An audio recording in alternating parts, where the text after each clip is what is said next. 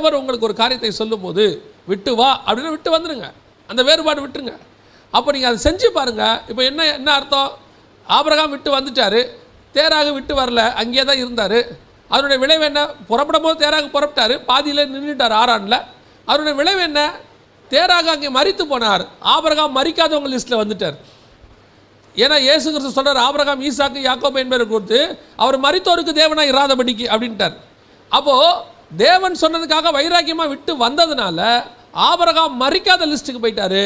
தேவனுடைய வார்த்தைக்கு கீழ்ப்படியாமல் அந்த ஆசீர்வாதத்துக்காக அங்கே தங்கி இருந்தவர் மரித்த லிஸ்ட்டுக்கு போயிட்டார். இப்போ நீங்களும் நானும் மரிக்காத லிஸ்ட்டுக்கு போகணுமா, மரிச்ச லிஸ்ட்டுக்கு போகணுமா? ஜீவனுள்ள ஒரு தேசத்துக்கு போகணுமா, இந்த பூமியிலேயே செத்து போகணுமா? இந்த பூமியில் ஆசீர்வாதமாக வாழ்ந்து எல்லாத்தையும் சுதந்திரித்து அட்டைன் பண்ணி அப்படி இதையே கான்சன்ட்ரேட் பண்ணிங்கன்னா ஒரு நாள் இல்லை ஒரு நாள் நான் மடித்து போவேன். இந்த பூமியில் நமக்கு தேவையானது உண்டு, ஆண்டவர் கொடுப்பார், கொடுக்க மாட்டான்னு சொல்ல மாட்டேன். நான் வந்து நிறைய பேர் என்னை வந்து ஆசீர்வாதத்துக்கு விரோதி நினச்சிக்கிறாங்க, ஆசீர்வாத பிரமாணத்துக்கு விரோதமாக பேசுகிறாரு. அப்படிலாம் ஒன்றுமே கிடையாது. எல்லாருக்கும் ஆசீர்வாதம் விரும்புகிறோம். ஆசீர்வாதம் கர்த்தருடையது, அதை நம்ம ஏன் விரும்பக்கூடாது? விரும்புகிறோம். ஆனால் அதை சுதந்திரிக்கிற முறையில் தான் நம்ம வேறுபடுகிறோம். ஆண்டவர் சொல்லுகிறபடி சுதந்திரிக்கணும். நான் ஏற்கனவே சொல்லியிருக்கிறேன், ஒரு பையன் பாஸ் பண்ணணுங்கிறது எல்லாருக்கும் விரும்பும். இங்கே இருக்கிற அத்தனை பேருக்கும் நம்ம ஒரு பரீட்சையில் பாஸ் பண்ணணுங்கிறது. எப்படி பாஸ் பண்ணுறோங்கிறது தான் கேள்வி. நல்லா படித்து நல்லா கௌரவமாக பாஸ் பண்ணுறதுன்னு ஒன்று இருக்குது. யாருக்கும் தெரியாமல் போய் பிட் எழுதி அப்புறம் வந்துட்டு காப்பி அடித்து பாஸ் பண்ணுறதுன்னு ஒன்று இருக்குது. 2 வகையான பாஸும் இருக்குது. இதில் நம்ம எப்படி பாஸ் பண்ணுறோங்கிறது தான் முக்கியம். ஒருவேளை யாருக்கும் தெரியாமல் பிட் அடித்து பாஸ் பண்ணிடலாம், ஆனால் உங்கள் மனசாட்சி சொல்லும், உங்களுக்குள்ள இருக்க அந்த குற்ற உணர்வு சொல்லும், அவன் பாஸ் பண்ணதுக்கு நான் பாஸ் பண்ணதுக்கு வித்தியாசம் இருக்குது. அதைத்தான் சொல்ல வரேன். ஆசீர்வாதம் வேணும், எல்லாருக்கும் வேணும், யாருக்கும் ஆசீர்வாதம் வேணான்னு சொல்லவே இல்லை. ஆனால் ஆசீர்வாதத்தை எப்படி சுதந்திரிக்கிறோம் அதுதான் முக்கியம்.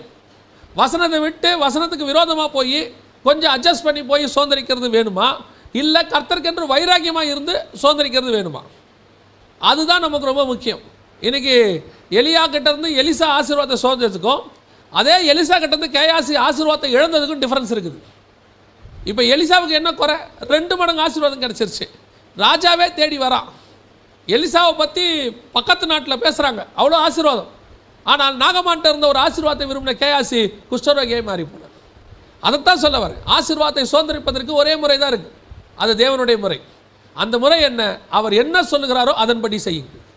அவர் சொல்லுகிறதுக்கு அப்படியே கீழ்ப்படினோம். அதெல்லாம் முடியாதுங்க, கஷ்டம் இல்லை, முடியும். நான் சொல்கிறேன், இயேசு கிறிஸ்து சொன்னதுக்கு அப்படியே கீழ்ப்படிய முடியும். நம்மளால் கீழ்ப்படிய முடியாததை, செய்ய முடியாததை ஒன்று நமக்கு அவர் சொல்லவே இல்லை. உன் தகப்பன் வீட்டை விட்டு வா அப்படின்னா, உன் தேசத்தை விட்டு வானா அது வேறுபாடு, பிரித்தல். நீ இருக்கிற இடத்துல ஆண்டவர் பிரிப்பார். அந்த பிரிவினை தான் முதலாவதாக இந்த வாக்குத்தத்தை சுதந்திரிப்பதற்கு கர்த்தர் கொடுத்திருக்கிற மிகப்பெரியதான ஸ்டெப். இந்த ஸ்டெப்பை நீங்கள் எடுத்தாதான் கர்த்தர் உங்களுக்கு கொடுத்த வாக்குத்தத்தை நீங்கள் சுதந்திரிக்க முடியும். இன்றைக்கி நான் எதையுமே செய்ய மாட்டேன். நான் வீட்டில் உங்கள் சிலர்லாம் சொல்கிறாங்க, ஒன்றுமே நீங்கள் செய்ய வேணாம், நீங்கள் அறிக்கை பண்ணிக்கிட்டே இருங்க, நீங்கள் வந்து கிளைம் பண்ணிக்கிட்டே இருங்க, ஆண்டவர் உங்களுக்கு அந்த ஆசீர்வாதத்தை கொடுத்துருவாரு அப்படின்னு சொல்கிறாங்க. எப்படி கொடுப்பாரு யோசித்து பாருங்கள். பைபிளில் எங்கேயாவது ஒரு இடத்துலையாவது நீ இதை செய்ய, நான் உனக்கு இப்படி செய்கிறேன்னு தான் ஆண்டவர் சொல்லியிருப்பாரு ஒழிய ஏதாவது ஒன்று கண்டிப்பாக இருக்கும். அதாவது ஆதாமை பார்த்து ஆண்டவர் சொல்கிறார் 1:28 எல்லாவற்றையும் நான் உனக்கு என்ன செஞ்சேன், பூமியை கீழ்ப்படுத்தி ஆண்டு கொள்ளுங்கள்னு ஆண்டவர் சொல்கிறார். எல்லாத்தையும் அவனுக்கு கொடுத்துட்டாரு. ஆனால் கர்த்தர் அவனுக்கும் ஒரு காரியத்தை வைக்கிறார். அதான் வசனம் சொல்லுது, நான் ஆதாம் என் உடன்படிக்கையை மீறி நானுங்கிறார். அப்போ ஆதாமோட என்ன உடன்படிக்கை? உடன்படிக்கை என்ன? 2 பேரும் பண்ணுறது தான் அக்ரிமெண்ட். எப்போ எல்லாத்தையும் நான் உனக்கு தரேன், இப்போ நான் ஒன்று சொல்கிறேன், அதை நீ செய், இதுக்கு ஒத்துக்கிட்டு சைன் பண்ணு, அதுக்கு பேர் தான் அக்ரிமெண்ட். 2 பேரும் சைன் பண்ணுறதுக்கு பேர் தான் அக்ரிமெண்ட். ஆதாமோடு கர்த்தர் உடன்படிக்கை பண்ணினார்னு இருக்குது. அப்போ ஆதாம்கிட்ட என்ன உடன்படிக்கை? நான் உனக்கு எல்லாத்தையும் தரேன், ஆனால் உன் மனசாட்சி படி நான் உனக்கு சாப்பிட வேணாம்னு சொன்னது மட்டும் சாப்பிடாத. இது மனசாட்சிக்கான பிரமாணம். இன்றைக்கி ஆதாம் என்ன? அதையும் சாப்பிடுவேன், இதுவும் சுதந்திரிப்பேன், நான் தேவனை போலவும் இருப்பேன், நித்திய ஜீவனும் சுதந்திரிப்பேன், என்றென்றைக்கும் உயிரோடு இருக்கிற பழத்தையும் சாப்பிடுவேன், அதே நேரத்தில் அவர் விளக்கண கனியையும் சாப்பிடுவேன், இதுவும் வேணும் இதுவும் வேணும், 2ம் செய்வேன். ஆண்டவர் சொல்கிறார், இந்த கனியை விட்டு ஓடிப்போ, நன்மை தீமை அறியத்தக்க கனியை விட்டு ஓடிப்போ, நித்திய ஜீவன் இருக்கிற கனியை நான் உனக்கு தருகிறேன். இன்றைக்கி ஆண்டவர் அதான் நமக்கு சொல்கிறார். ஆண்டவர் உங்களுக்கு நிறைய வாக்குத்தத்தம் பண்ணியிருப்பார். நான் வாக்குத்தத்துக்கு விரோதி கிடையாது. ஆண்டவர் உங்களுக்கு நிறைய காரியங்கள் உங்களோடு பேசியிருப்பார், சொல்லியிருப்பார். அதை சுதந்திரிப்பதற்கு நாம் என்ன செய்ய வேண்டும்? முதலாவதாக கர்த்தர் உன்னை வேறு பிரிக்கும் போது வேறுபாட்டுக்கு ஒப்புக் கொடுங்க. சில நேரங்களில் ஆசீர்வாதங்களை கர்த்தர் உங்களுக்கு கொடுக்கும்போது அதை வேறு யாரும் சுதந்திரிக்கூடாதுன்னு நினைப்பார். நான் சொல்ல உங்களுக்கு புரியுதா? உங்களோட கூட ஆண்டவர் ஆசீர்வாதத்தை கொடுக்கும்போது அந்த ஆசீர்வாதத்துக்கு பங்காளி யாரும் இருக்கக்கூடாதுன்னு நினைப்பார். ஆண்டவர் உங்களுக்கு தான் அதை கொடுக்குறாரு. நாம் என்ன செஞ்சிருவோம்? அவிசுவாசிகளோட சேர்ந்து இப்போ ஆண்டவர் உங்களுக்கு ஒரு பிஸ்னஸ் கொடுக்குறாரு. நம்ம என்ன பண்ணுவோம்? அந்த பிஸ்னஸில் கர்த்தர் நம்மளை ஆசீர்வதிக்கணும்னு விரும்புகிறாரு. உடனடியாக நாம் என்ன பண்ணுவோம்? ஒரு அவிசுவாசி ஃப்ரெண்டு இருப்பார், ரொம்ப க்ளோஸ் ஃப்ரெண்டாக இருப்பார், ஆனால் அவர் ஆண்டவர் ஏற்றுக்கொள்ளாதவராக இருப்பார். அவர்கிட்ட போய் ஷேர் பண்ணி நம்ம 2 பேரும் சேர்ந்து செய்வோம், நீ கொஞ்சம் போடு நான் கொஞ்சம் போடு. நம்ம என்ன சொல்லுவோம்? ஆனால் அவர் நான் பிலீவர் தாங்க, ஆனால் நல்ல மனுஷன். பிலீவரில் கூட அப்படி இல்லை. இப்போ இங்கே பிலீவர் நான் பிலீவருங்கிறதுலாம் 2வது பிரச்சனை. கர்த்தர் ஆசீர்வாதத்தை உங்களுக்கு மட்டும் தர விரும்புகிறாரா, எல்லாருக்கும் தர விரும்புகிறாரா? ஒரு சுதந்திரவாளி ஈசாக்கு தான் இருக்க முடியும், 2 சுதந்திரவாளி இருக்க முடியாது. கர்த்தர் எல்லாரையும் அனுப்ப சொல்றார், எல்லாரையும் அனுப்பிவிடு. ஆபிரகாம் உயிரோடு இருக்கும் போதே எல்லாவற்றையும் பரிசுகளை கொடுத்து அவர்களை அனுப்பிவிட்டார். ஈசாக்குக்கோ தனக்கு உண்டான எல்லாவற்றையும் கொடுத்தார். கர்த்தர் உங்களை ஆசீர்வதிக்கணும்னா உங்களை தான் ஆசீர்வதிப்பார். அந்த ஆசீர்வாதம் நீங்கள் என்ன செஞ்சிடறீங்க? கூட யாரையாவது சேர்த்துறீங்க. கூட யாரையாவது சேர்த்து நானும் இவரும் கூட இருந்தாருன்னா நம்ம ரொம்ப பிரயோஜனமாக இருக்கும். அதனுடைய விளைவு என்ன தெரியுமா? கர்த்தர் உங்களை ஆசீர்வதிக்க முடியாமல் போயிடும். இல்லை உங்கள் நிமித்தம் ஆசீர்வதிக்கும் போது கர்த்தருடைய ஆசீர்வாதத்தை அவங்க சாப்பிட்டு போயிடுவாங்க. கர்த்தர் அதனால் சில நேரத்தில் என்ன பண்ணுறாரு? உங்களை பிரிக்கிறார், பிரிவினை உண்டாக்குறாரு. அந்த பிரிவினையை உண்டாக்காமல் நீங்களே பிரிச்சுட்டிங்கன்னா நல்லதுங்கிறார் ஆண்டவர். அவர் பிரித்தார்னா ஆப்ரேஷன், நம்மளே பிரிச்சுட்டோம்னா சுமூகம். இப்போ முதல்ல முடிவு எடுக்கணும். ஆண்டவரே, எதுலேருந்து நான் வெளியே வர வேண்டி இருக்குது? எதனால் நான் ஆசீர்வாதத்தை சுதந்திரிக்க முடியாமல் இருக்கிறேன்? உமக்கு பிரியமில்லாத எந்த இடத்துல நான் இருக்கிறேன்? ஒருவேளை அதனால் நான் சுதந்திரிக்க முடியாமல் இருக்குதா? நான் தான் சொல்வேன், இந்த தேசத்தை சுதந்திரிக்கணும்னு சொல்லி நிறைய பேர் பிரசங்கம் பண்ணுறாங்க. நல்லது. தேசத்தை சுதந்திரிக்கிறதுனா என்ன? நிறைய பேர் சொல்லுவாங்க, இந்தியா கிறிஸ்தவ தேசமாக மாறணும். அப்படிலாம் ஆண்டவர் சொல்லவே இல்லை. இந்தியா ஏன் கிறிஸ்தவ தேசமாக மாறணும்? இந்தியர்கள் தான் ஆண்டவரை ஏற்றுக்கொள்ள வேண்டும். இந்தியா இந்தியாவே இருக்கட்டும், இந்தியா ஜனநாயக நாடாகவே இருக்கட்டும், ஒரு தப்பும் கிடையாது. இந்தியர்கள் தேவனை அறியணும், அவ்வளோதான். நம்ம வியூவே தப்பாக இருக்குது. நம்ம வியூ என்ன? இந்தியா கிறிஸ்தவ தேசம் அப்படின்னா என்ன?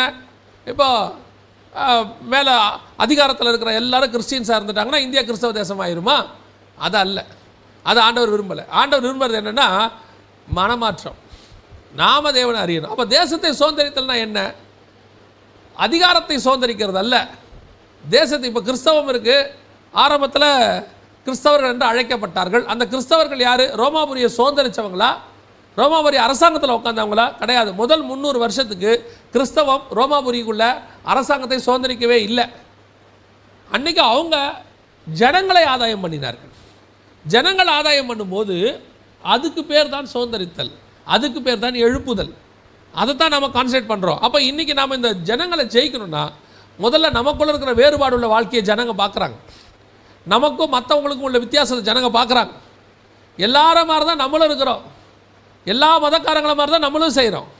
அப்படி செய்யும் போது கிறிஸ்தவம் ஒரு மதமாக பார்க்கப்படுகிறது ஒழிய, கிறிஸ்தவர்கள் மத போதகர்களாக பார்க்கப்படுகிறார் ஒழிய, டிஃபரன்ஸ் பார்க்கல. அவங்க டிஃபரன்ஸை பார்க்கணும். அவங்களுக்கும் இவங்களுக்கும் என்ன வித்தியாசம், என்ன ஆச்சரியம்? இயேசு கிறிஸ்து சொல்கிறாரு, நான் பரிசுத்தராக இருக்கிறது போல. இயேசுவை போல ஒரு பரிசுத்தரை உலகத்தில் பார்க்கவே முடியாது. அந்த பரிசுத்தரை நம்ம வழியாக இந்த ஜனங்கள் பார்த்தால் தேசம் தானாய் சுதந்திரிக்கப்படும். நம்ம மூலமா இயேசு அவங்க பார்க்கல, அதான் விஷயமே. இயேசுவை காட்ட வேண்டியது நம்ம தான். அப்போ மற்றவங்கள மாதிரி தான் நம்மளும் கிறிஸ்தவத்தை ஒரு மதமாக வச்சுக்கிட்டு இருக்கோம். இப்போ நீங்கள் ஆராதனைக்கு வரவங்களும் எப்படி வரோம்? கிறிஸ்தவத்தை ஒரு ஆராதனையை இது ஒரு மத ஆராதனை, அவ்வளோதான். நம்ம ஜீவனை கொடுத்து ஆராதனை பண்ணுறதுங்கிறது டிஃப்ரென்ஸ். மற்ற ஆராதனைகளுக்கும் நம்ம ஆராதனைக்கும் டிஃப்ரென்ஸ் இருக்குது. நம்மளுடைய வாழ்கிற முறைக்கு டிஃப்ரென்ஸ் இருக்குது. இதை உலகம் பார்த்துருச்சுன்னா, இந்தியா பார்த்துருச்சுன்னா, தமிழ்நாடு பார்த்துருச்சுன்னா எழுப்புதல் என்பது தானாய் வரும். அப்போ நமக்குள்ளே இருக்கிற வித்தியாசம் முதல்ல தெரியணும், நம்மளை பார்க்கும்போது தெரியணும். 10 அதான் எப்பவும் சொல்லுவேன், 10 11 இருக்கவே கூடாது. எல்லார மாதிரி இவரும் ஒருத்தர், எல்லா விசுவாசி மாதிரி இது ஒரு விசுவாசி, எல்லா ஊழியக்கார மாதிரி இவர் ஒரு ஊழியக்காரரு, எல்லா மதத்தை மாதிரி கிறிஸ்தவ ஒரு மதம் அப்படின்னா Christianity failure, Christians failure. Christianity மதம் அல்ல, இது ஒரு வாழ்க்கை முறை. இந்த வாழ்க்கை முறையை, நான் வாழ்கிற முறையை மற்றவர்கள் பார்க்கும்போது ஆட்டோமேட்டிக்காக என்ன சொல்லுவாங்க? இந்த வாழ்க்கை முறை நல்லா இருக்குதுங்க, இந்த வாழ்க்கை முறையில் பிரச்சனை இல்லை, இந்த வாழ்க்கை முறையை சொல்லி கொடுத்த இயேசு ரொம்ப நல்லவராக இருக்கிறாரு, எங்களுக்கும் இந்த இயேசு வேணுமென்னு தானாக அவங்களே வருவாங்க. ஒரு ஏரியாவில் நல்லா தண்ணி இருக்குது, எல்லா ஃபெசிலிட்டிஸ் இருக்குதுன்னா ஜனங்க தானாக அந்த இடத்துக்கு என்ன செய்கிறாங்க? தேடி வராங்க. இங்கே ஒரு வீடு கிடைக்குமா அப்படின்னு அவங்க வந்து கேட்குறாங்க. ஒரு ஸ்கூல் நல்லா சொல்லி கொடுக்குதுன்னா ஜனங்க தானாக வராங்க, இந்த ஸ்கூலில் ஒரு சீட் கிடைக்குமா, அதே மாதிரி நம்முடைய ஆண்டவருடைய உபதேசத்தை நம் மூலமாக இந்த ஜனங்கள் பார்த்தால் தேடி வந்து தானாய் கேட்பார்கள், உங்கள் இயேசு எங்களுக்கு வேண்டும் என்று சொல்லி. அப்போ இந்த வேறுபாடு உள்ள வாழ்க்கை தான் நம்மளை இயேசுவை காட்டும். உலகத்தோடு கூட ஒத்த வேஷம் தெரிச்சா இயேசுவை காட்டாது. இப்போ என்ன செய்கிறாங்க, நம்மளை பார்க்கும்போது இவங்க எல்லாரும் மாதிரி தான், இவங்களும் ஆடுறாங்க, ஓடுறாங்க, ஓடியாடுறாங்க, குதிக்கிறாங்க, எல்லா வேலையும் பண்ணுறாங்க, இவங்களுக்கு அவங்களுக்கு எந்த டிஃபரன்ஸும் இல்லையே அப்படிங்கிற ஒரு மனநிலை கிறிஸ்தவத்தை குறித்து வந்துக்கிட்டு இருக்கு. அது வரக்கூடாது. முதல்ல இந்த வேறுபாடு வரணும். அதான் ஆண்டவர் சொல்கிறாரு, இந்த தேசத்தை சுதந்திரிக்கணும்னா முதலாவது நீ வேறுபாடு கொள்ளவா. முதலாவது உனக்கு உலகத்துக்கு என்ன இருக்கணும், வித்தியாசம் இருக்கணும். இந்த டிஃபரன்சியேஷன் எல்லாத்துலேயும் இருக்கணும், அத்தனையிலும் இருக்கணும். சிந்தனை, பேச்சு, பார்வை எல்லாத்துலேயும் இருக்கணும், நடை, உடை, பாவனை எல்லாத்துலேயும் இருக்கணும். இவங்க கிறிஸ்தவர்கள், இவங்க தேவனுக்குரியவர்கள் அப்படின்னு தெரியணும். That is first. முதலாவதாக ஆண்டவர் சொன்னார், முதல்ல தேசத்தை சுதந்திரிக்கணும்னா இனி இருக்கிற தேசத்தை விட்டு போ. அப்போ தான் நீ தேசத்தை என்ன செய்ய முடியும், சுதந்திரிக்க முடியும்.